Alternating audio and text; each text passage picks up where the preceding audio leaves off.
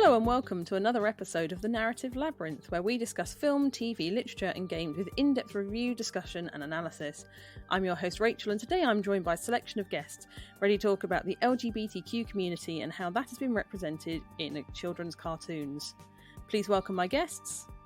Hi, I'm Eli Ramos. I didn't know how much I wanted to say my intro stuff, but I was recommended to this podcast by Andy from The Great Derelict. So if you're listening to this, hi, thanks for recommending me. And I also really care about just queer media. I write a lot of queer media. I care a lot about animation and watched a lot of animation while growing up. And still. And hi, I'm Zoe. I have been dragged back again for this one, but this is a subject very close to my heart. Excellent. So I want to make it clear to our listeners out in the world of wherever you're listening to this podcast that we will be using the term queer throughout this podcast to refer to the LGBTQAI community, and we are going to be using this in a positive way. We are not using this as a slur. However, we are aware some people still find that word difficult, but we will be using it throughout the show. If you think that might be an issue, maybe this is not the show for you today. So now we've got the disclaimer out the way, we've welcomed everybody. Yes, we are here to discuss the representation of queer characters in animated franchise, predominantly aimed at children or kids. We could talk probably for literally light years if we included adult animation or if we included anime, but we're leaving both of those for other weeks to discuss and focusing purely on kind of Western animation and how that representation happens. Eli, do you have anything you'd like to say to start off with? Anything you want to kick us off with? I'm saying this because I'm 23, so I feel like I kind of got luckily sat in the middle of people starting to put out LGBTQ plus stuff in animation. I think I was 16 when Steven Universe put out its first episode officially on Cartoon Network, so I got to be not necessarily within the strict target demographic for that, but getting to also see things like Legend of Korra and Adventure Time. I kind of got to be in the zeitgeist of watching that while I was still sort of in what people would term the appropriate age for watching those. And why do you think those queer stories are important that you saw at that age? Yeah, well, I think a major part of it was so I had already started trying to figure out identity stuff probably from the time I was 13 onwards, but I think it was very exciting for me to start seeing that be representation offered for younger people. When I was 13, right? None of that stuff had really come out. I think it was still very taboo in a lot of ways to talk about LGBTQ plus representation, and most of my representation was just people in fandom being I would love if these two characters were gay, and I'm yeah, but I will never get to see myself actually represented. And then they were oh, hey, these two women get married. I was whoa, awesome. So there's now a breadth of representation, and it was exciting for media to come out and be no, we are actually just going to represent you. You don't have to read into queer coding. You don't have to just say what if I could be there. It's no, you actually get to see yourself on the screen, or a representation of your community is here, we are providing it to you. And I guess Zoe, bringing you into that, you're older. Thank you for putting that politely. Yes, that's true. Yeah, so for me it's really fascinating watching all of these shows now with my son who's 11, and reflecting on when I was his age and there was nothing like this. So I grew up, very northern, very working class family. I remember sitting around listening to my mum's friends talk, and there was an acknowledgement that kind of gay people existed, but do not ever talk about bisexual people because they're disgusting and gross. That was the kind of stuff I would hear growing up. I wonder why I waited until I was in my 30s to come out. And it really wasn't a thing. The first thing I remember seeing on TV that was in any way acknowledgement in a positive sense was when Ellen came out. That's how old I am. So, there was nothing for a younger age demographic where there was kind of any queer characters or portrayals that were positive. There was potentially some hints where you could, queer code characters, but they would tend to be villains, etc. there was nothing in a positive light. So it's been really exciting for me to watch all of this stuff with my child and sitting there thinking, oh, wow, there's plethora of characters in a positive light that we can see, and it's amazing. And just how much he completely accepts all of these things, which, he would, because, he is growing up in a queer household, but he just completely accepts that all of these characters are queer and here and exist, and there's no surprise between him and his friends. It's all just really accepted and normal, and how much better that is. I think that's really interesting that you've both got two, there's kind of three, I'm not going to say generations because I know you're not that old, Zoe, but there's kind of three versions across there. And I kind of sit somewhere between kind of Eli and Zoe. In terms of when I was a teen, there was definitely not a lot / nothing, but it was starting to be hinted at by certain characters that this might be a thing, or this could be a thing. That these characters are almost queer baiting, as you might want to say. So now we've kind of discussed the wider, let's talk about some shows directly. Have either of you got a show that you want to mention?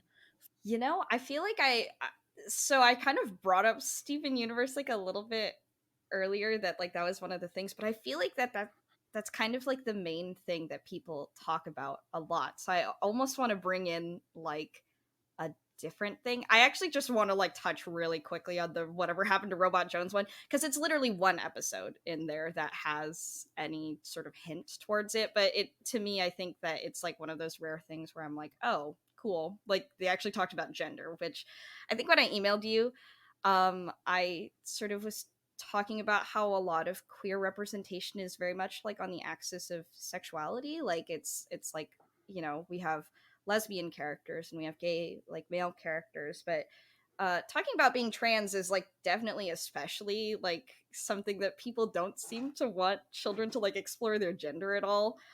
But yeah, like I think with Whatever Happened to Robot Jones is like just like an old cartoon I watched because I saw like a video essay talking about gender exploration in it. And it's literally just like this cartoon where it's like, oh, we have like a robot character and he is just like sent off to explore what like being a human is like.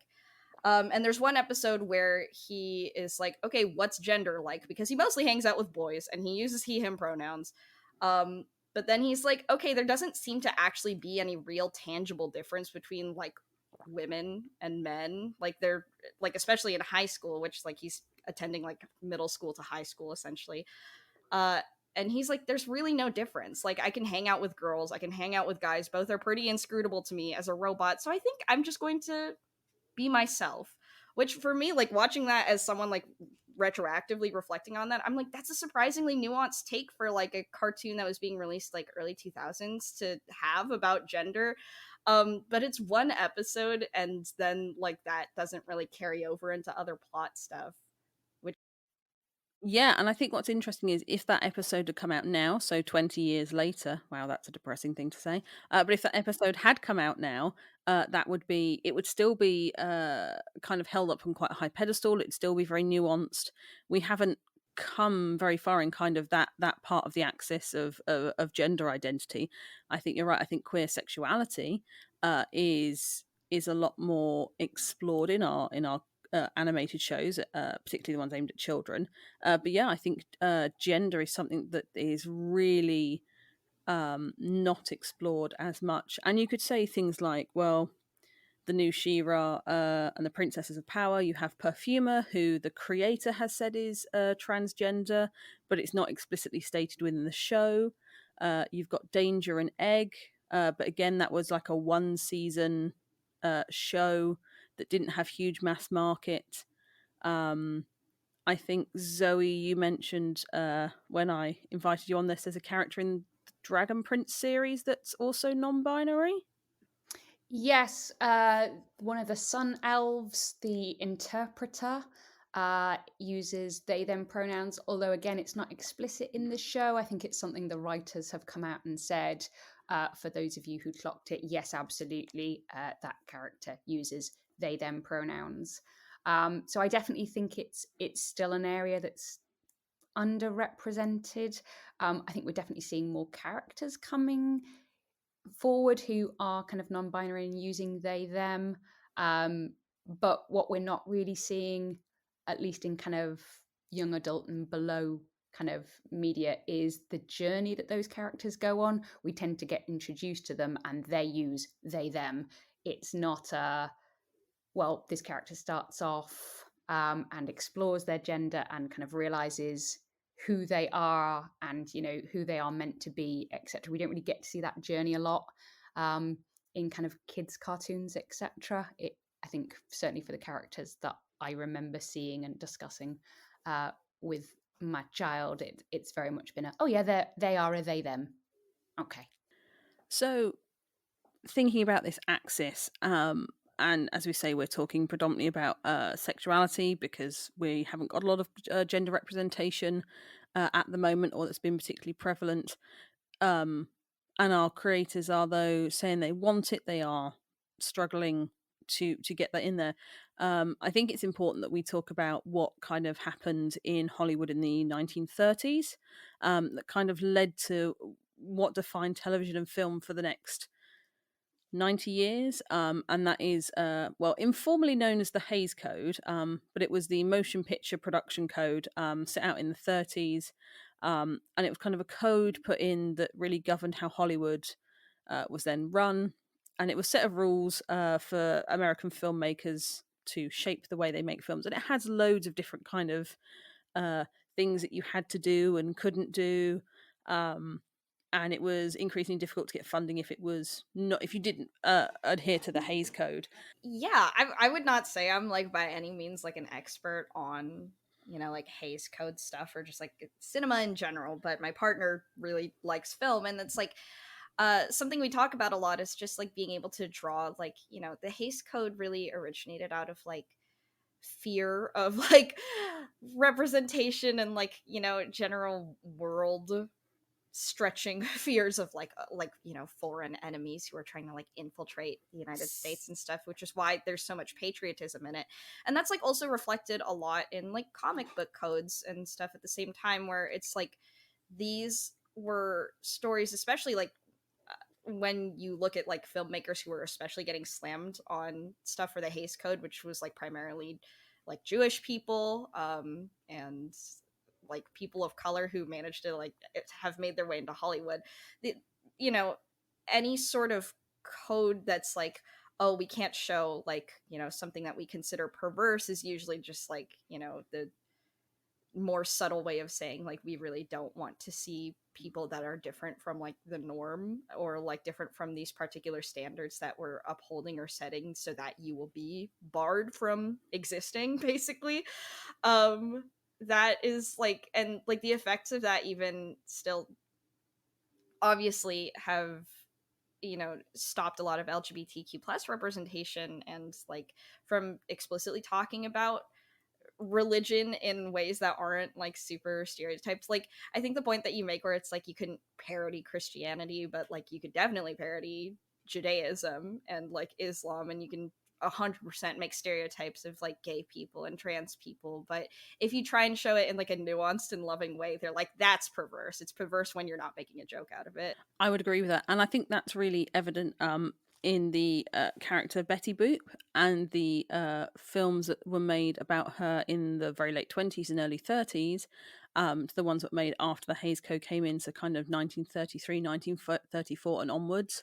And that kind of very sexualized appeal that she had was very, very changed into something more appropriate for audiences within this Hays Code way. So I think it's fair to say that from the Hays Code, it did not stop queer representation completely, but actually it made it quite damaging, and it reverted a lot to what we would now call harmful stereotypes, but at the time were just stereotypes. So gay men particularly being extremely effeminate, very flouncy, very feminine, and I think you can see that right the way through. Well, realistically, in some respects still now, but particularly if you look at properties in kind of the 50s and 60s and 70s, where if you were going to see a gay male character, they were going to be extremely flamboyant, or the villain, which is something I've written an essay on in the past, is the animated villains and how queer they are. And Disney was particularly good at that right the way through into the 90s. You think in Pocahontas, the villain that is extremely queer coded. You've got Beauty and the Beast, where the villains are queer coded again, and other kind of properties even in the 90s where the villain... Scar. I mean, I know he's a lion, but Scar is really queer coded. Yeah, British and queer, and they're obviously the bad guy in a Disney property. But even Ursula in The Little Mermaid, which is based on a drag queen at the time, so there's kind of a precedent that queer existed, but it was evil and flouncy and flamboyant. And like, not only that, but just the idea that, like, I mean, that's like long been the pervasive notion of like homophobia, is that, you know, like sexuality, any discussion of sexuality is inherently like sort of perverse, and especially perverse when you're talking about like gay people, because it's like, by doing that and by saying like, you know, queerness is villainized and queerness is under like the, you know, the branch of like perverse sexuality, it's just like continuing to reinforce the idea that like you can't show children gayness because it's perverse somehow, you know? I think it all comes down to it's the fear of the other. So it's really interesting. So obviously Hays Code, I think, was like 1934. Certainly in America at the time, you then had kind of the McCartney era, kind of from the 40s onwards. And there was a lot happening in American politics that was all about the fear of the other. And it was all portrayed as anti-American. If you looked different, if you sounded different, your religion was different, your sexuality was different. If you were anything other than the American ideal, you were perverse and wrong. And I think that's really, really pervasive in a lot of kind of Western media. And that's definitely where we get a lot of the kind of characters from. I mean, Disney's fantastic for it. Obviously, not only have you got a lot of the villains being very queer coded, but if you look at characters like Mother Gothel, there's a lot of argument there about kind of that character being a really awful Jewish stereotype.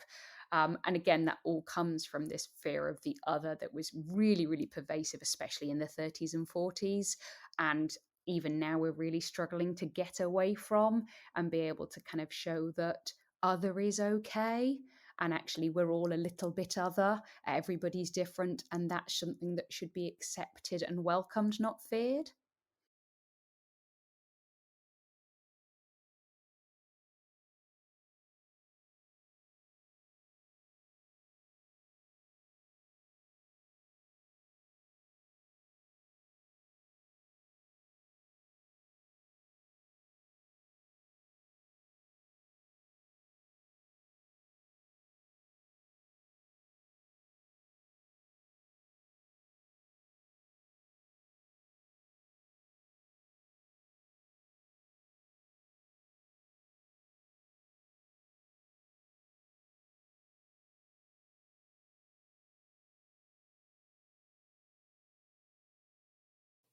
That was really nicely put. So looking at that kind of period of time, we're going to say everything pre-turn of the century. I know that's a little bit late, but let's be honest, not a lot changed till that turn of the century, and turn of the millennium. So RuPaul, as in RuPaul Charles from RuPaul's Drag Race, all their faults aside, has done a lot for the queer community and queer representation in television particularly. They say one of their first introductions to drag as an art form and kind of drag as a gay male expression was through Bugs Bunny, who in the 1940s would kiss other male cartoon characters, would dress in drag, complete with kind of boobs and makeup, and that was okay. It was the opera one, wasn't it? I definitely remember that when I was younger and being like, oh, hey, Bugs is now wearing plaits and a dress and boobs and basically seducing Elmer Fudd, and there was a whole barbershop thing. It was very bizarre. But yeah, Bugs did it a lot. But that was deemed okay because it was comedy and it was for fun and it was an animation and it wasn't real. These were not real people that might be gay. They might be gay, but obviously not. because it's just a cartoon Bugs Bunny. So And Bugs it was Bunny, Bugs doing it to trick Elmer Fudd. Like, they were fooling Elmer Fudd into thinking they were a woman and then revealing that it was Bugs, so Elmer Fudd would be embarrassed. It was a joke, kind of played on them. It wasn't a thing to do to be like, actually, gay is okay. It's a ha ha ha ha ha, you fell for this person you thought was a woman and we've revealed they're a man. Right, like, and that, like, really plays into, like, transphobia, definitely. Like, I think the idea of, like, man in a dress comedy was, like, for a long time, a lot of trans women's, like, sense of, like, oh, so, like, you can be like me, but I'll always be the butt of the joke, kind of thing. Like, that kind of transphobia, I think, was especially pervasive in comedy. Like, I remember that they're, like, oh man, having watched just, like, a lot of cartoons growing up, that, like, yeah, that seems to be, like, a very common joke. Guy's gonna dress up as a girl. Oh my god, not only is it gay, but also, like, he kissed a guy and the guy was pretending to be a woman. Isn't that funny? Ugh.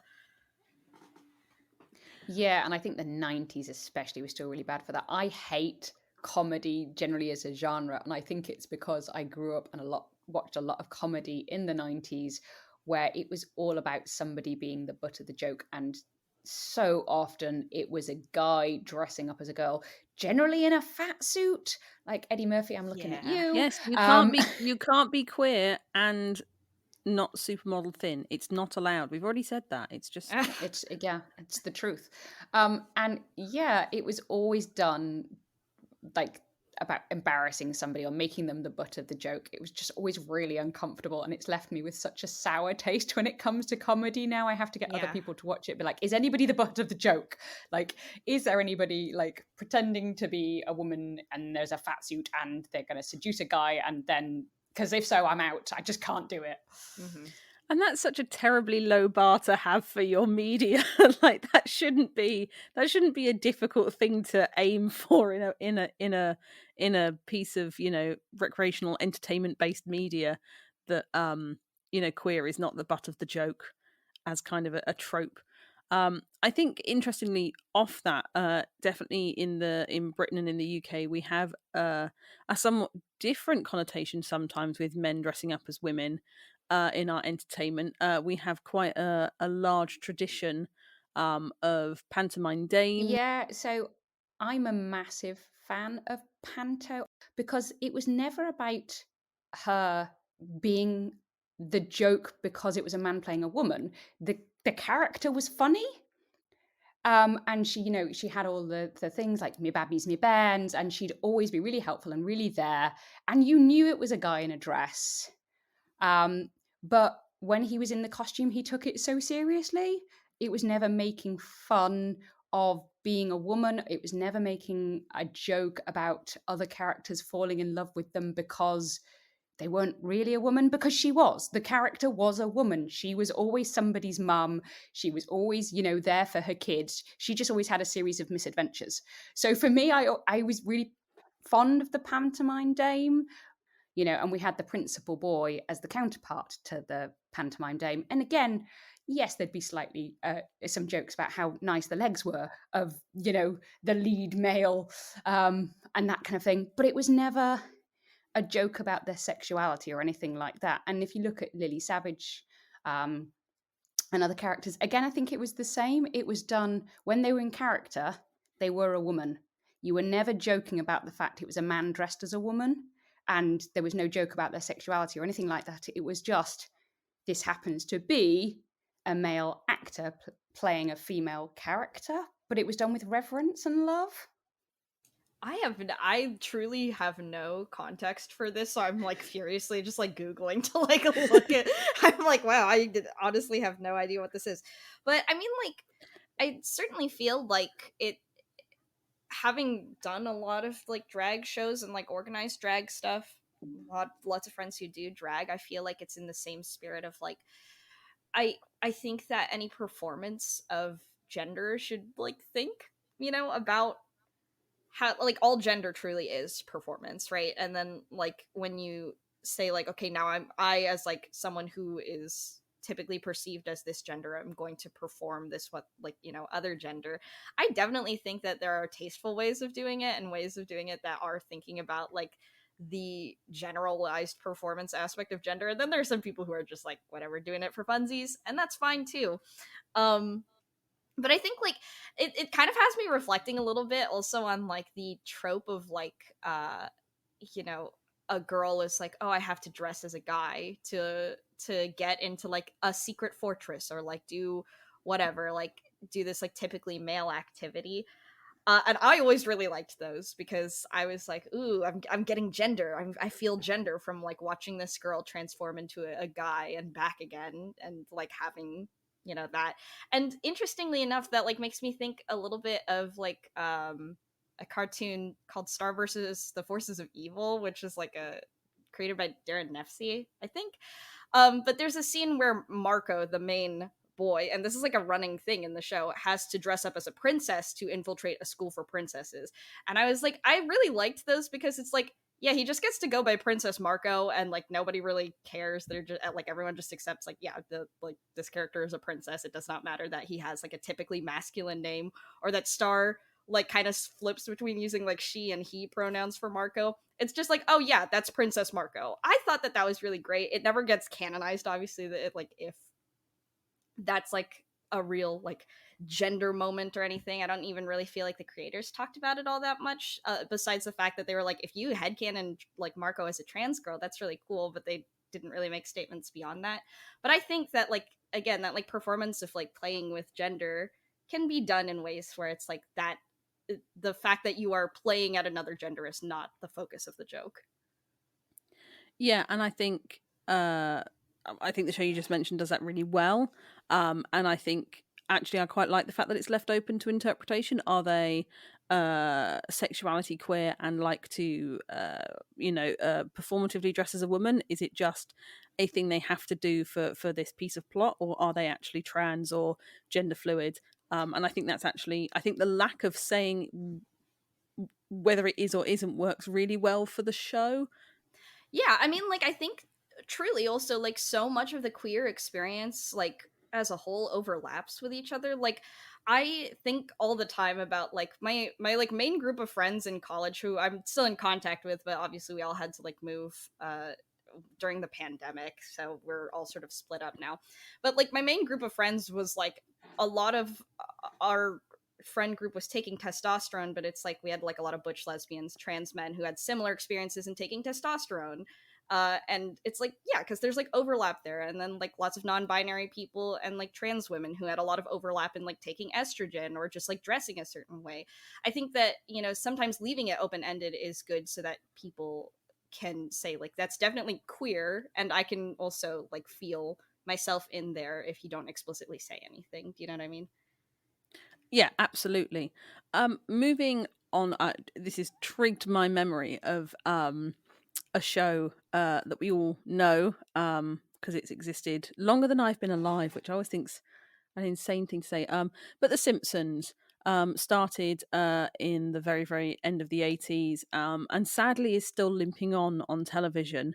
And for a show that's existed for that long, you'd expect that we could say some really positive things about how its representation has improved. But I don't think that's the case. I'm thinking particularly of two characters within it which are queer, and that's Waylon Smithers, who has been queer from I think the very, very, very beginning. Yeah. And Patty, who Marge's one of Marge's sisters, one of the twins, who is possibly gay, maybe not gay. They sort of did it in a couple of episodes and then wandered off and No, left it again. she definitely is, because I mean, there was the whole thing about she attended Pride, and yeah, so Patty canonically is. You've got Smithers canonically is. They did at one point, I think Bart had a trans sports coach. Didn't last, but I think they were in a couple of episodes. I'm still here for the future where Lisa Simpson is both queer and polyamorous, but hey, it's tried in a few places. I would say it's done it really painfully. And yes, given how long it's been running, I think it could do it a hell of a lot better. I think particularly Waylon Smithers has so many of those original queer baiting, really negative stereotypes and portrayals, that they haven't done enough to atone for those mistakes that they've made. Oh, have you seen the announcement this week? That he's getting a Smithers, boyfriend. yeah, after all these years, Smithers finally gets a boyfriend. Like, come on, you can't make that a positive spin given how long this character has existed and how long they have existed as gay. And how long they've been gay as a joke, and their love for another character has been a joke for the entire run of the show. That was basically the punchline between Mr. Burns and Smithers for ages. But the episode that I want to talk about, I couldn't tell you which season it's in or what number episode it is, but it's the one where Patty gets a girlfriend and they get married and it ends up being a man. Oh God, I had completely forgotten that. Like, I think I forced myself to forget that, but yes. In terms of bad kind of representation, for me, that hits a really sour note, where it doesn't feel like a gender exploration. It's not a sexuality exploration. It is they are tricked. They're fooled into nearly marrying a man who's pretending to be a woman, and it all falls apart at the altar because they're actually a man. And I feel there's no positive to that at all. No, the joke is that they were tricked. It's making gender and sexuality the butt of the joke. Yeah, pretty much. I mean, like, I think also it's just like the not just a joke, but also feeding into like those harmful stereotypes that like someone who transitions isn't really a woman, because it's like, oh, you're tricking a lesbian into thinking this stuff. And it's just like, man, I truly did not watch a lot of The Simpsons growing up, just like not really my thing. And I don't know, I guess I just never really watched it in favor of other stuff. But like, I always feel like that's what soured like any time I've tried to like sit down and just like watch through The Simpsons or like watch through a thing. Is like when you come across jokes like that, it's just like, man, I don't even want to watch another episode of this. That sucked so bad. So the I'll give you the synopsis of the episode. It's called "There's Something About Marrying." It's in the 16th season. It's from 2005. So you're not talking it's from like 1995, where you could sort of maybe forgive this as a plot because it's not as modern. But this is not that old. It's Springfield is legalizing same-sex marriage to increase tourism. So again, where sexuality is, although not a joke, it's a complete business decision. It's not through any kind of decision to improve things for people. It's just about money. Homer becomes a minister and starts to web people to make money. Meanwhile, Marge's sister Patty comes out as a lesbian and reveals she's going to marry a woman named Veronica. Marge originally disapproves of this, making Patty frustrated. When Marge accidentally discovers that Veronica is a man cross-dressing as a woman, she decides to keep quiet about knowing that, and letting Patty marry a man. However, at the ceremony, she's so moved by Patty's vows that she's forced to reveal Veronica's secret, and the ceremony is abruptly cancelled. Marge tells Patty that she now accepts her sexuality. Oh, I don't even know where to start with that. That's just a whole bucket load of no. And I don't think anything about it is particularly positive, other than a character comes out as a lesbian and then is gaslit by her own family, and her partner, who she assumedly loved if she was going to marry them, turns out to be not the gender they thought, in a malicious way. It's not it's not a loving way. It's a malicious thing, and I think it really doesn't. I don't think it's positive for trans representation at all. I mean, I think that's like one of the things I like write, not like a lot, but I have written about like just representational, gayness and queerness in as a whole.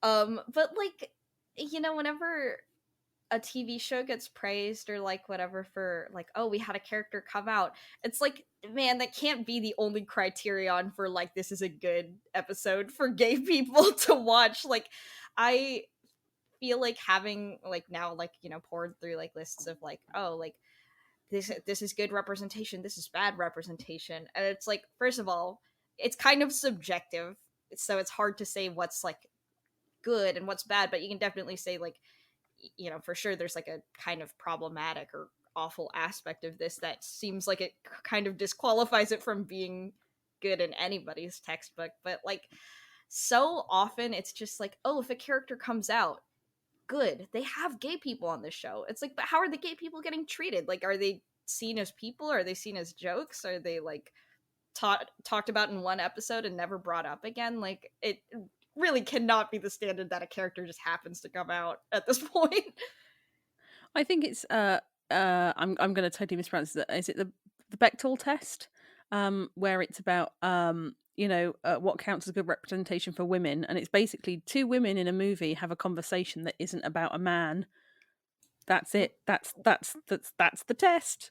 Right, and like even that was like originated from Alison Bechdel's friend saying like, "Oh, I want to see lesbians in a movie." And now it's just like, now I just want to see women who don't talk about men, because at the very least, if they don't talk about men, you can at least pretend a little bit that they are lesbians. You know what I mean? Like, And that's so yeah, and that is a low bar in itself. And I think you're right. I think the bar of I'd like to have acknowledgement that a character is canonically queer is not enough. I think for me, the bit I enjoy, or the bit that warms my cold dead heart, is when queerness is just so embedded in the show it's not a thing.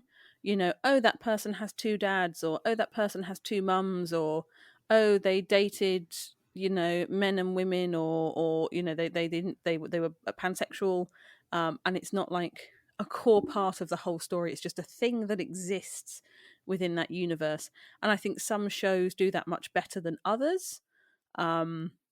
Definitely. I think particularly kids cartoon wise, a show that does it really well for me at the moment is Owl House, which is on Disney, although they have just cancelled it, so obviously never mind. It's getting like a movie I think stuff, right? Or at least that's my understanding. So it's done 2 seasons, and then they're doing 3 45-minute episodes instead of a third season to wrap it up. Oh, fascinating. And the not official reason for it being cancelled, but the very, very kind of well-known, not secret for the reason it's being cancelled, is because they can't market it to all their countries, the syndication countries, because it's got queer representation in it, and there's certain places in the world where that cannot then be shown, and therefore it's too gay. Yeah, and there's definitely something, when I was trying to make my list earlier, I was trying to note down studios as well, and that's fascinating. So, we've already said Disney are bad at this. Disney remain bad at this. Like, I loved Onwards as a film. Like, I really, really enjoyed it. I play D&D. It's great. But I remember Disney trying to get me really excited about the fact it had a queer character, and I was like, okay, but are they an A-list character in this? Are they a B-list character? Do you refer to them once? Is this like the whole thing with the live action Beauty and the Beast where you have a throwaway scene at the end, because I've still not forgiven you for that? Yeah, Disney just really struggled. Disney can only do gay if they can edit it out for international markets. Which, basically. like, I also want to push back slightly on that, only if to say, like, I also think, like, I don't want to necessarily, like, play too much into, like, xenophobia and say, like, oh, it's because they can't market it to, like, Chinese audiences or something. Because it's, like, in some ways, like, I also know a lot of gay Chinese people, you know what I mean? Like, it's not their fault. I think that I'm also just, like, it's also that, like, they want to edit it out for people here in the United States, too. Like, and, like, homophobia here is, like, still extremely rampant. I think, like, I say this also just because, like, I am like a queer brown person living in California, and, like, even in California, which everybody holds up as like, ooh, it's so awesome here for queer people, I'm like, no, it's not. I grew up in, like, a super homophobic town even here, and, like, I did not get the chance to see some queer media because, like, like, it'd be like, oh, gay movie, maybe we should, like, have, like, a field trip to go see it, and then, the school board or, like, PTA would be like, no, we can't let children see gay stuff, and that's in California, so I am only slightly pushing back on the idea that it's necessarily always international markets. Like, there's homophobia here too. Oh no, please do push back. Yeah, I think sometimes that's our privilege that we forget here in the UK, that we are sometimes more. The word progressive is not the word I want, so I'm going to take that out. We're not. We do have sometimes more freedom with our media content. And I think sometimes the fact that our media, some of it is state owned and some of it is private owned, actually means we can get a lot more variety. We do have more, not necessarily all good, but there is. I'm talking more adult rather than kid, but it has been more prevalent maybe for longer, and I think that definitely has led to when they do say things like we've got the first queer Marvel character and it is, you know, a person in a room in a therapy session, or the Beauty and the Beast thing, or the thing in Onward. Right, like Onward. I think it's funny that like Disney is constantly like, that's obviously like the running joke online where it's like Disney's first gay character, and it's like the 45th time you've heard them say, "Oh my god, our first gay character." I think there's a lot of self from Disney or from studios that do this. There's a lot of kind of self patting on the back here, saying how wonderful we are because we've got this queer character, and I think there's an expectation that the queer community is supposed to be really thankful that 2-second cameo from the police officer or the person in the therapy session is there. And in some ways, yes, it's good because they're embedded in the normal world that you've created, but at the same time, they're not the story. They're the side of the story. Right. So I think it's really fascinating, especially when you look at it's the whole paywall debate, isn't it? Like there is a whole host of kind of queer characters and representation, but most of it's available behind a paywall. And I think in the UK, that's actually why we get so much of it, because, hey, capitalism, if you're willing to pay for it, it's there. But, you know, even if you look at, say, you take kind of Disney, Nickelodeon, Cartoon Network, and I don't know, like Netflix as your 4 comparisons. Disney, they really struggle, bless them. Nickelodeon, I think in some ways do really, really well. But if you then look at where that representation is, a lot of it's kind of on social media, it's online, it's not actually in the shows itself necessarily.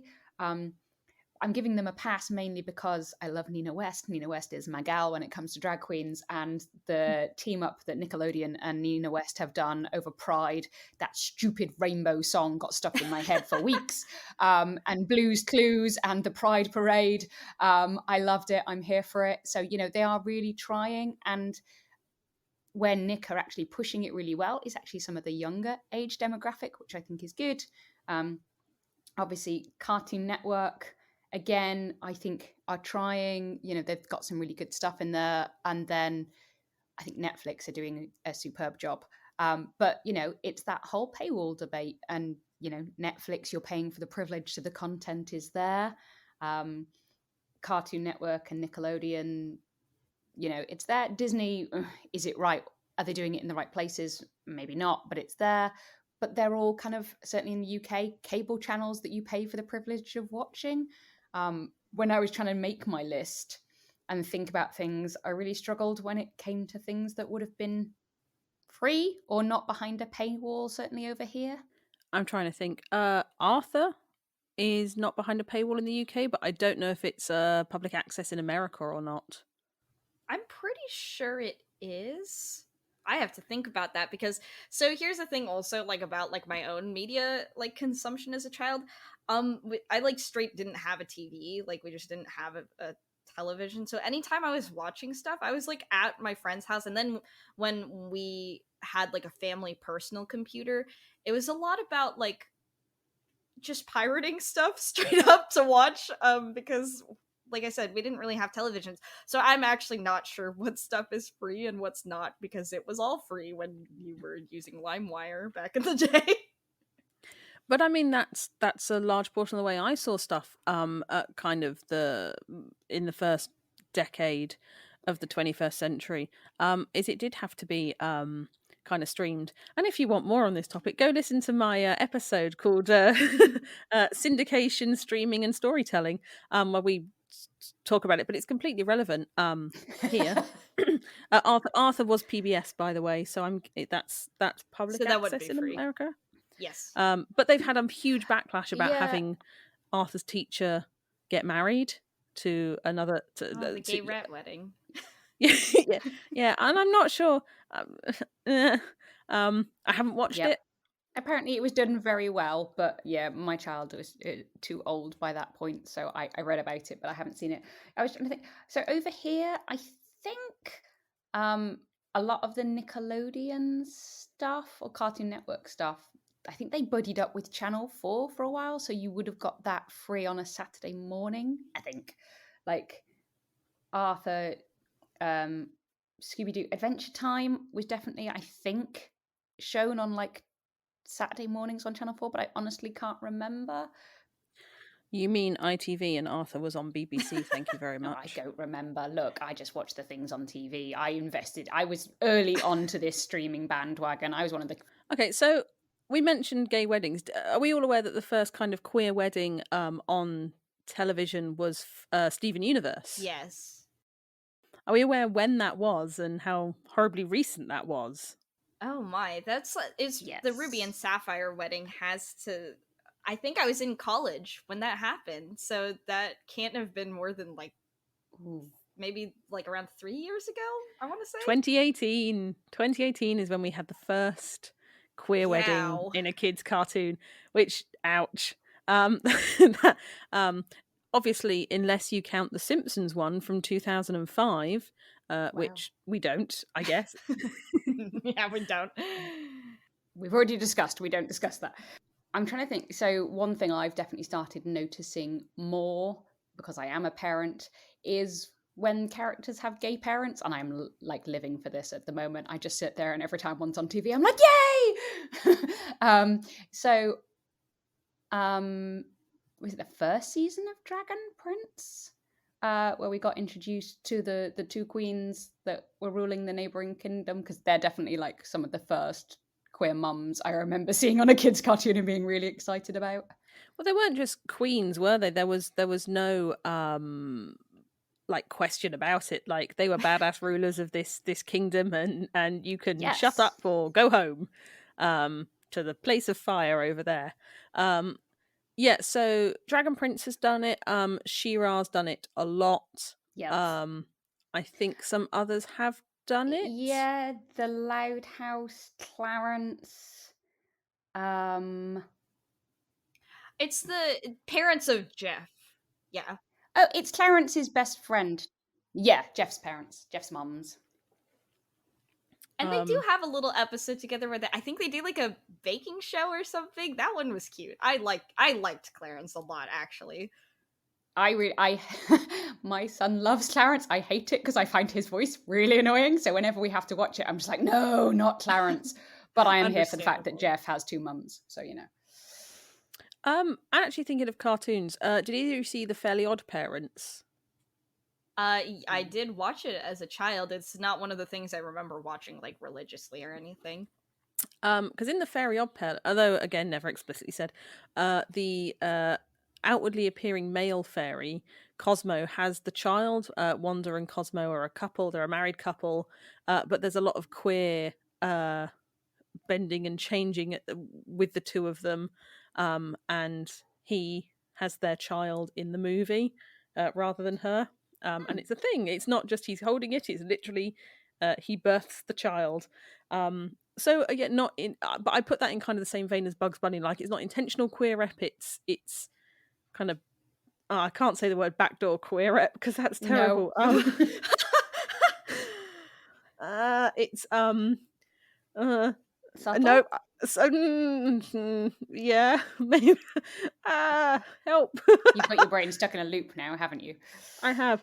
So yeah, it's kind of not overtly queer rep. It's not played for the queerness, but it is a queer thing that is happening in front of us. There you go. I avoided saying it. Ta-da! Nice. But I think a lot of the shows we're talking about are all very similar in kind of their style. And I know there's lots of stuff. I've got to go back to She-Ra because Noelle Stevenson pushed a lot for the outcome of She-Ra that it was. And the show went up massively in my estimations when the they had the Shira and Catra, well, Adora and Catra relationship at the end, and it wasn't a kiss in the final episode. There was like a couple of episodes of them being together, but Noelle has very openly said in lots of places that they bullied the Netflix into that being the only option. The only way to solve the problem was to have these two characters admit romantic feelings for each other and express that. Right. Like, I think that kind of brings up something you were saying earlier, is like, I do think it's great if it's like queer people can just exist in the world, you know, have queer parents, have like queer people just sort of like be there. But it's also like, for me, I find it the most compelling if it's like you truly cannot take away a story's like queerness from existing, otherwise it is no longer the story. Because like I like that about like Steven Universe, that like a major character, it's like, yeah, these characters are married and they're together constantly, and that's like something you can't take away from like a major plot point that happens, you know, in like the first season, that it's like we find out these like Garnet is two gems fused together and they love each other so much that they make a main character. You literally can't take that away, you know what I mean? I think it's not being able to edit out the queer. I think that's and yeah, you couldn't do that in Steven Universe because it's literally fused into the organic nature of the show, and I think She-Ra does the same. You could not have those shows without that queer vein running through it. Yeah, and I think that's the big differentiator in a lot of these shows. When you go through the list, it's like, is this actually a core thing in like a main character? It is part of their life, and it's not necessarily you're making a big deal of it, but it is part of their life and you cannot edit it out because it's part of them. Or is this background information? And while it's really nice sometimes to have it as background information because you're showing that it's just a thing that is in the world and it's not a big deal, it's also nice sometimes to say, but actually also there are these people and this is part of their truth and you cannot deny it. Yeah. I think kind of following on from that, the interesting thing I find about Steven Universe is it was created as a kind of a direct response by the creator who worked on Adventure Time, was kind of censored away from the queer stories within there for the most part. Bubblegum and Marceline even. And kind of their response was to go and make Steven Universe, where it could not be censored because it was too integral. Literally, one of the main characters, you can't edit them out. You can't ignore that queerness for very long, even if it's not the main focus of the story. And yeah, I feel She-Ra kind of did the same thing. Although I think everyone's queer in She-Ra. Are they not all? I'm sure there's a quote somewhere where the creator basically says that I'd say Queen Angelica is possibly not. I'm desperately trying to think now. Like, I think it's good if we can just say, like, you know what? Like, I don't say it necessarily, but like, also there are queer people in the show that are a central focus. So you know what? Everyone's queer. I feel like I take that approach when I write stuff where I'm just like, look, I just made this main character non-binary. So if y'all are like, actually, I think that this character is bisexual, I'm like, you know what? Yeah, he's bisexual. You're right.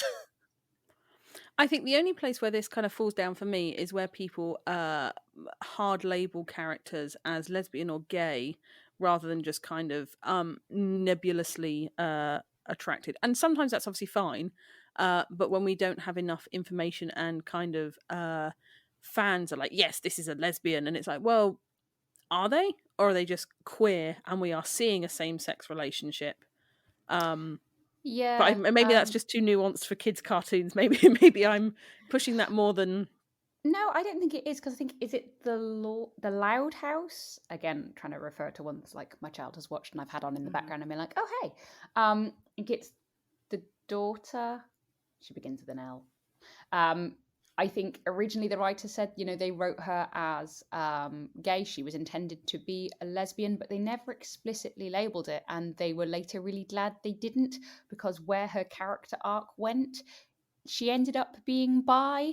And I thought how they talked about that was really nice, because what they said, you know, was the character went on a journey. And in their head, she started out as lesbian, but actually as the character grew up, she started thinking, well, maybe actually my sexuality is not fixed, it is more fluid.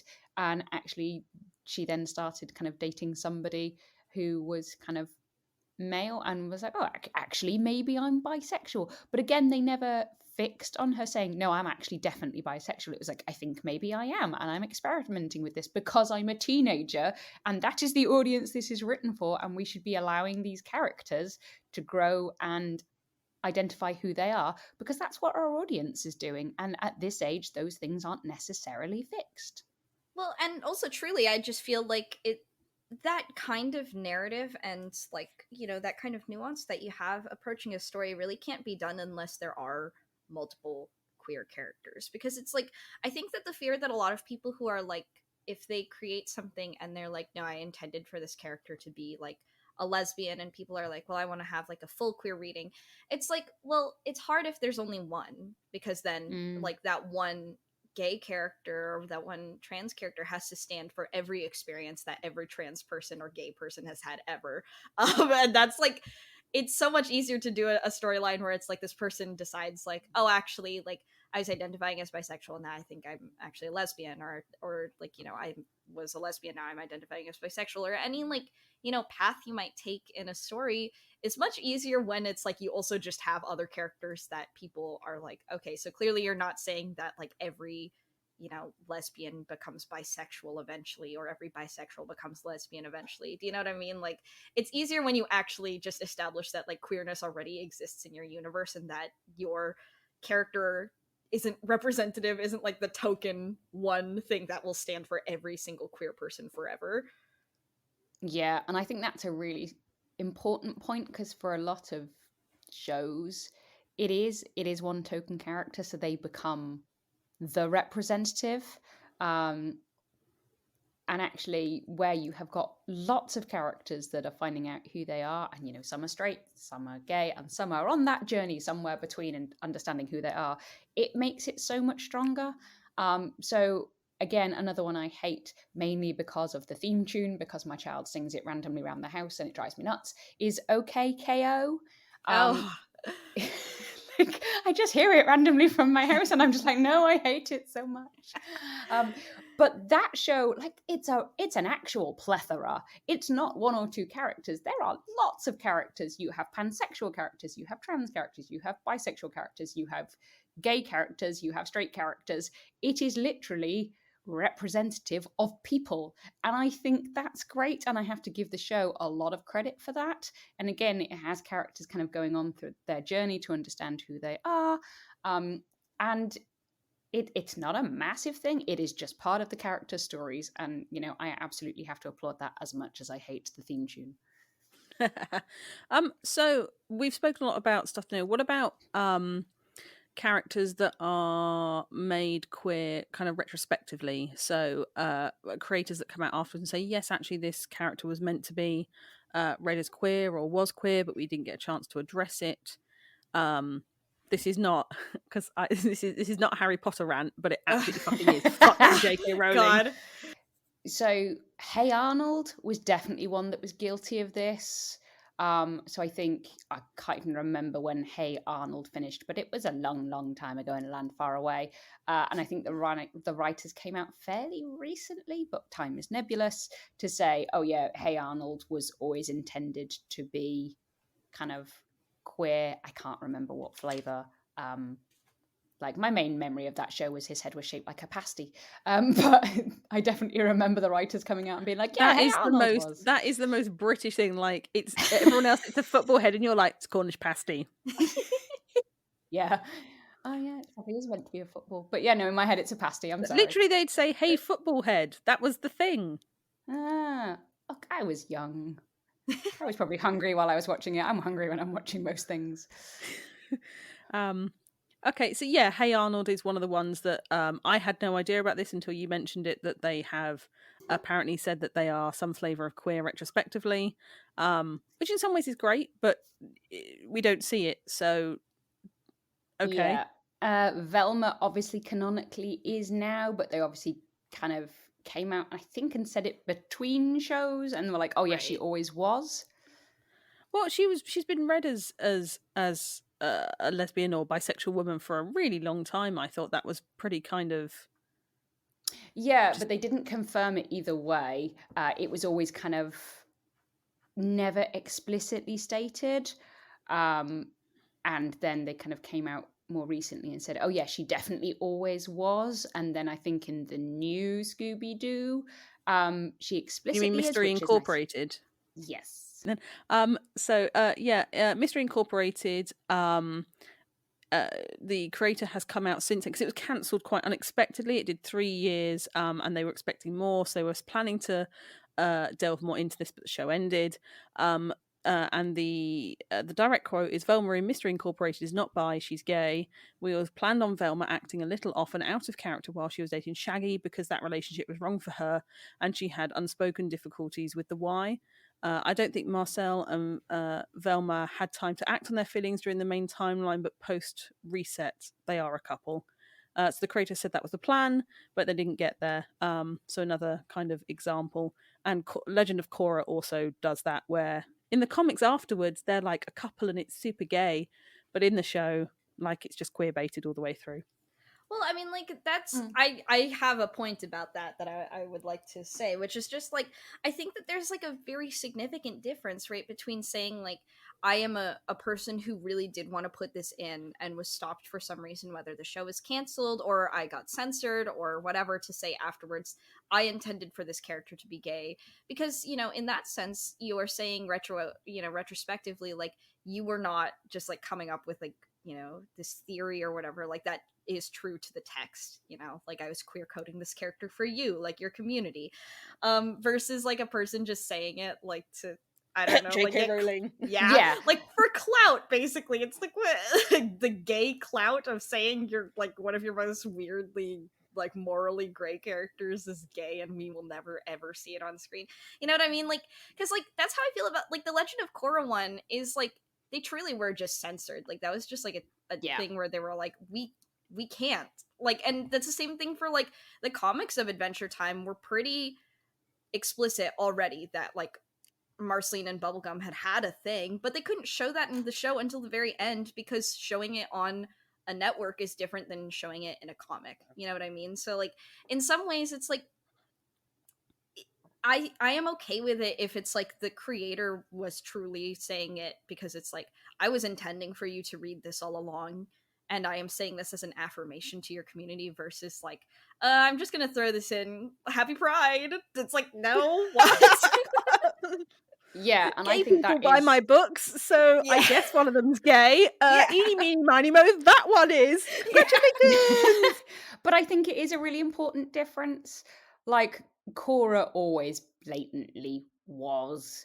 Like, I remember friends of mine reaching out to me and saying, are you watching Korra? And I'm like, no, like, I loved Avatar, but I haven't got round to Korra yet. And they were like, Zoe, you need to watch Korra. Like, she is completely queer. And I'm like, oh, hey, let's watch this. Oh, you're right. So yeah, she was completely written that way. They never got to explicitly say it. But I think that's okay, because, hey, you can be queer and never have to come out the closet for whatever reason. Your journey is your own. You're still queer. That's okay.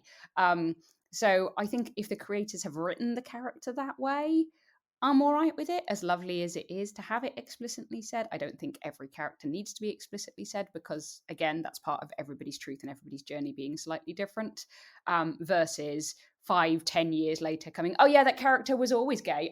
Totally. You may not have read them that way, but they really were, because that's bollocks and you're just trying to get my money and naff off. So one that I always think is on this is I don't know if any of you watched Kim Possible. I think oh yes, I feel like I know where you're going with this.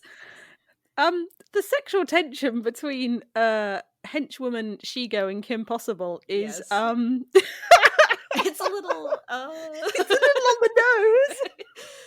Yeah, I always found that, I find it really interesting when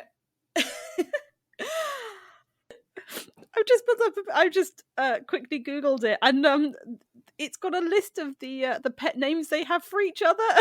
Sorry, carry on. No. Like, I totally feel that, because it's like, I think it's also funny when like a creator doesn't seem to intend it to be that way, but just like either the way the actors play it or like the way that it gets animated or something like that just ends up being like, this has awakened something in me, I think. Because like that's true of like the popular headcanon, and for a lot of people I know who really like Danny Phantom, is that Danny is trans, and like that's totally not an intended reading, but they were just like, look, But makes if so much Danny's sense. right, they're like, if Danny's genetic clone is like a female, then that means that he also has like, XX chromosomes, but he presents as a boy, which means he's trans, and he also gets really uncomfortable about people touching his chest or calling him a girl. And so think about it really hard. And I'm like, yeah, not an intended writing, but like definitely a reading that has gained precedence for the way that it just plays out in the show. That's how I feel about the like Kim Shigo thing. I'm like, definitely doesn't seem like they were trying to write that, but wow, dang. And that always surprised me as one that hasn't been retrospectively kind of at least Shigo labelled as some flavour of queer. Obviously, Kim Possible goes off and dates her high school boyfriend, who is just He's a man, for sure. he's so inept. But yeah, I find that a really interesting. I always kind of expect to see the creators of that show go, oh yeah, well that was kind of the idea, because it was so within kind of the audiences and fan community and fan fiction. It was just it so was. It was kind of taken as canon without the creator giving permission, I guess. In the fan world. Kind of one that I was we're swinging back round to Disney for one to end this section on, and that's Elsa from Frozen. Yeah, like Elsa's a really interesting one, because after the first one, everyone was like, oh my god, like she'd be the perfect princess to come out and say that she's gay, which obviously Disney were like, no. And we had the second one, and it was like, well, okay, is she Ace then? Like, actually, is sex not a thing for her? Is she going with Ace? And Disney like, we're just not going to go anywhere near that. And I think it's really is disappointing, because she is a prime candidate to do something with, and at some point Disney's going to have to give in and do it. They just are. And Elsa would seem like a good one to do it for, because you can say, but you've got Anna alongside her as the counterpart, who is straight and in a hetero relationship. So it's not all about Elsa and her queerness. You can have both, and that's okay. But yeah, I don't know. I mean, like, I think in some ways, like, talking about Frozen, first of all, I have to be honest, I have a vendetta against Frozen simply because it's based off of the Snow Queen, which I love. Yes. And then I'm like, knowing that Disney was like, oh, we did the Snow Queen means like probably no one is going to touch it again for a long time. And I'm like, no, god damn it. I used to have, when I was a kid, a VHS of the Snow Queen, and she was such a stone cold bitch in it. Yes, yes. And she was just like, the animation was terrible. It was just hell knows where that came from in my life. But she was just it was quite close to the Hans Christian Andersen version, and she was stone cold. There were no fluffy animated snowmen running around that castle. But yeah, I think you're right. I think I agree with the chip, the icicle that's on my shoulder in regards to Frozen and the Snow Queen. And then like also, yeah, like that for one, and then for two, I'm just like, I think like something that kind of like makes me feel some sort of way about Frozen is that like Frozen's commercial success, I think, is the reason why it like did not get to have a queer reading, right? Like, because you can't tank your commercial success. Like, of course you can't tank it by putting queer people into it, because that would be, I don't know, just like too hard, I guess, for Disney, a multi-billion-dollar company, to have one of their things flop because there's a gay person in it, right? But like, and I think they're still making money off Frozen. I mean, Disney Day, yes. Disney Plus Day, or whatever it was, came out, and there was an Olaf short in it, or there was 5 of them. I watched them this morning with the child. They were very funny. But yeah, they're definitely. But there's a lot of Frozen content still. It is the big Disney franchise still, and will be, I think, for a while. They cannot risk making that queer canon within that. And in some ways, I Yeah. quite like the fact that she's not officially anything, because it does enable people to give their own reading. If we're saying kind of the commercial kind of juggernaut that is Frozen means they're never going to come out and say, Elsa's either which way or the other, I think that's absolutely fine. What I think is interesting is I wasn't actually that bothered either way when people were talking about Elsa, because I was like, but we do have other princesses who I would say that's almost more a thing for, like Merida. When are we going to have the conversation about Merida? Like, her entire plot is that she doesn't want to get married to a man. Come on. So true. So true. Also Mulan. Yeah, icon for the trans community everywhere. But I wanted to say, though, about like the commercial success thing, though, is like I feel like my personal beloveds, sorry, I'm pardon, just coughed. My personal beloveds of like animation that I was like, yay, there's like gay characters or like trans characters or whatever, are all like commercial flops. Like they are not renewed for things, or like the creator gets like blacklisted or something. Because like, okay, I want to very briefly, or maybe longly, talk about, like, I like Kipo and the Wonder Beasts, and the Age of the Wonder Beasts, and that's so awesome. And Rads Christ, the guy who made it, was like, we have a black character in here who, like, the first time that we're like, oh, he's gay, it's not like he's like, expressing attraction to a man, which is like, that would be fine. It's that Kipo is like, I really like you, and he's like, I'm gay.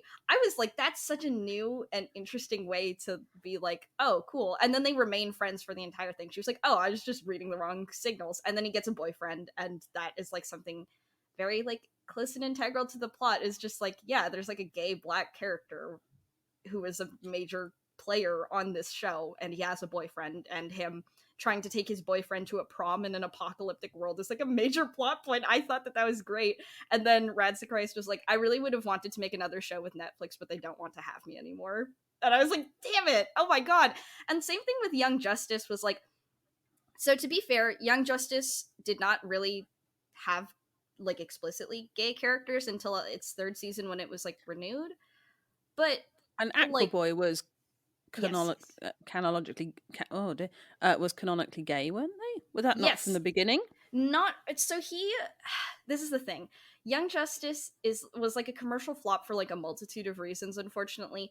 But like, one of the things that they did that like irritated me so much when I was first watching it is like, they like are like, okay, we gotta put these characters into straight relationships, because Calder, I like Calder. He is my favorite character, probably, other than Jaime Reyes, who is my very favorite character, but I just like Blue Beetle. But Calderon, who is Aqualad, he's like, first season they just made an episode where they were like, and wait, actually, because we don't see him having any romantic relationships, we have to have an episode where it shows that he actually really liked this girl back home, we just never show it again. But then it's like, obviously, I don't know, like, to me, I was like, obviously he's gay, I'm sorry, like, I don't know how to explain to you that you seem to have written a very queer character and then put him in a straight relationship for some reason. But then season 3 onwards, they were like, no, he's dating a man, and then you get to see them kiss on screen, and you're like, woo. But every time I'm like, oh, I really love this animated series for having gay people. Other than Steven Universe and She-Ra, I'm like, damn, they have all been commercial flops, but maybe I just like things that don't necessarily need to pander to capitalism, you know? No, I think it's a really, really true point. So, Owl House cancelled, and, it's been pretty well talked about that it's cancelled because they couldn't, like, get the money for a show that was so obviously queer, like, it's the lead characters.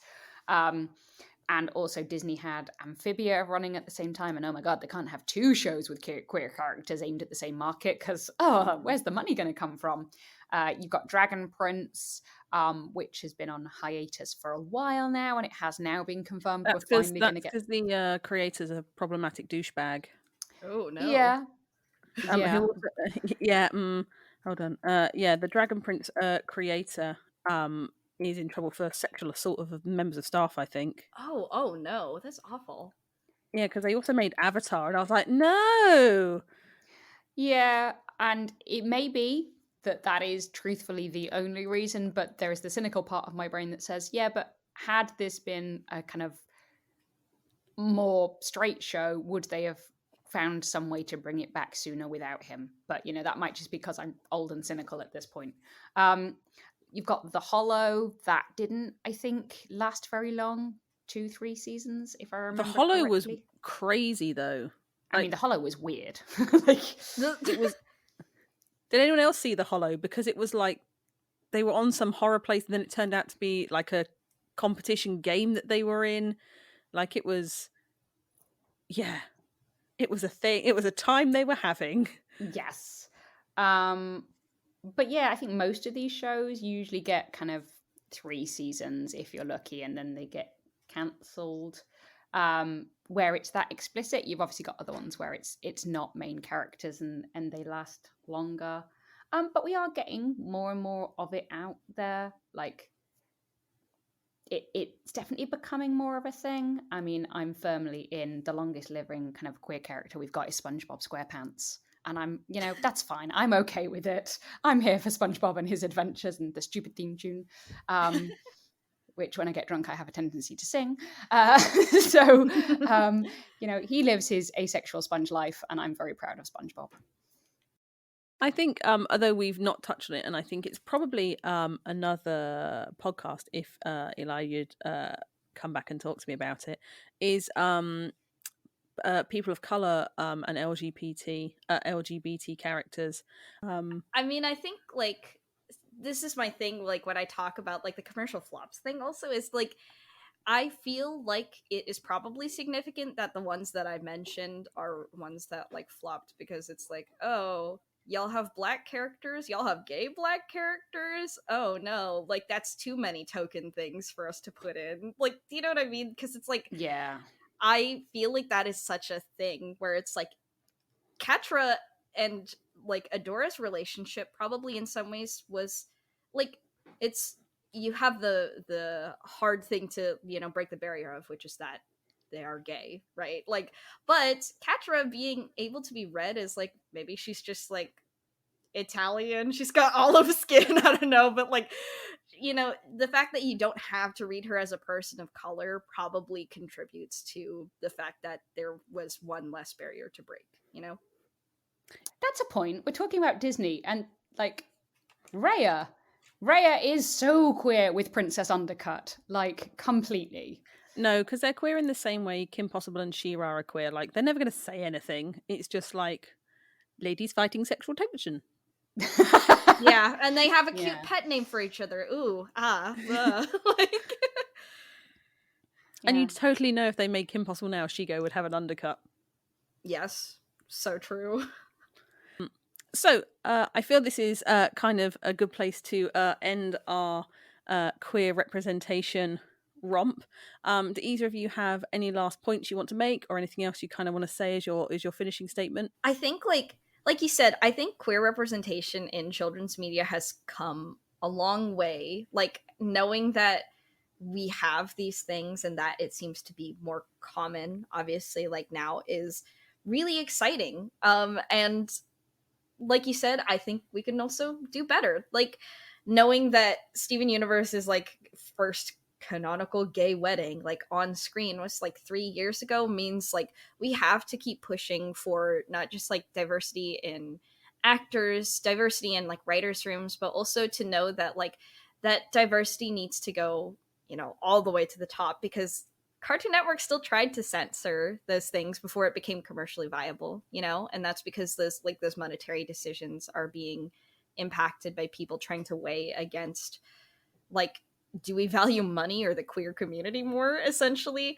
So like diversity has to exist everywhere. Like we have to have equality, like, in jobs, in animation, in writing, and all of these like creative things, and obviously beyond that, but focus as a topic, to continue to have these stories be told, because like these stories are vital. They're vital to children figuring themselves out, they're vital to adults figuring themselves out, and for queer people who are already out or like secure in who they are, to know that there existence is not going to always be erased, you know? Because I'm like, I would love for a character to on screen say I'm bisexual, because I'm like, I have had so many times where I'm just like, just say the word bisexual. I as a bisexual need to see you say I'm bisexual, and I need non-binary people to say I'm non-binary, you know? So because you can't live in implications forever. So representation matters not just on the screen, but behind the screen, and what makes it, you know, in creation of what makes it onto the screen. Absolutely. And I think your point about the bisexual and non-binary is really true. I think we're getting better. I think we're improving, but I think we're still kind of, we talk about those absolutes of the spectrum. You are gay, you are lesbian, you are straight. We're not really very good at filling in those nebulous bits in the middle. And we definitely haven't really begun to scratch the surface of that other axis of queerness, which is gender. So I sadly agree. I think we started the journey, but I think we're a long way off the destination at the end. Zoe, have you got anything you'd like to say? Yeah, I think I would absolutely agree with that. I would love to see more acknowledgement that kind of gender and sexuality are a spectrum, and that people kind of go on that journey throughout their life. And that's it for another episode. Thank you very much again to my guests, Eli and Zoe.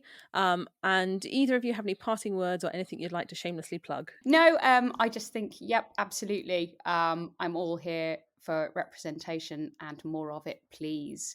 But thank you very much for having me. It's been a great discussion. If you like queer stories and you want to see queer stories written by people of color and people who are really caring about this stuff, hey, you can listen to my podcasting stuff. I run Aster Podcasting Network. We are really committed to telling diverse stories from all, you know, sorts of people. So my show that I run, Under the Electric Stars, was sort of the first show when I took over. Under the Electric Stars is a cyberpunk audio fiction about Cain Reyes, the fastest driver in Metropolis West. The main character is like me, a bisexual Filipino non-binary person, and everybody is queer. I think it's great. There's like canonical queer relationships coming up. There are canonical queer relationships that are already in the show. And it's based off of a lot of my love for like animated shows like Motor City and Young Justice and like all these other really great things that I was like, what if we made it with people of color and gay people and disabled people and trans people? So that's my plug for my show. You can also listen to Crown Jewels. That's our adult dramedy one written by Inigo Sherwani, Pakistani queer people. Really cool to see like South Asian queer representation, and also just like a lot of really cool stuff in that show.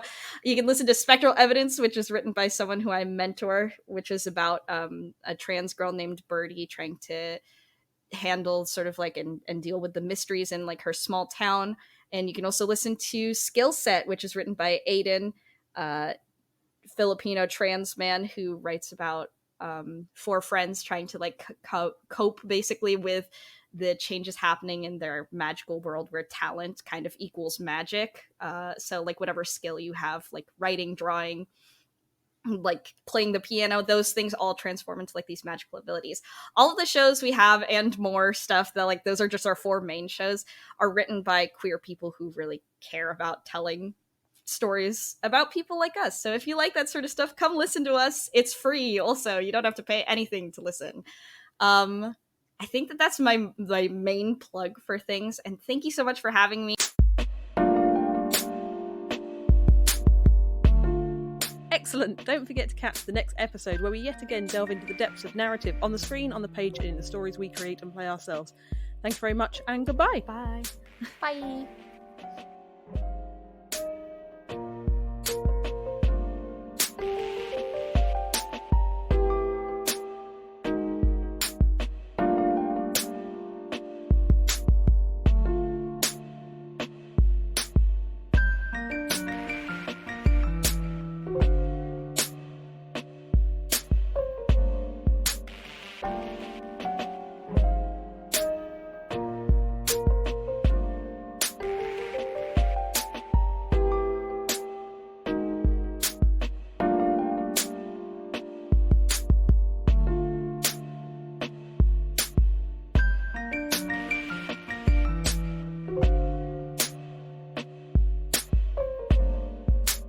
Bye.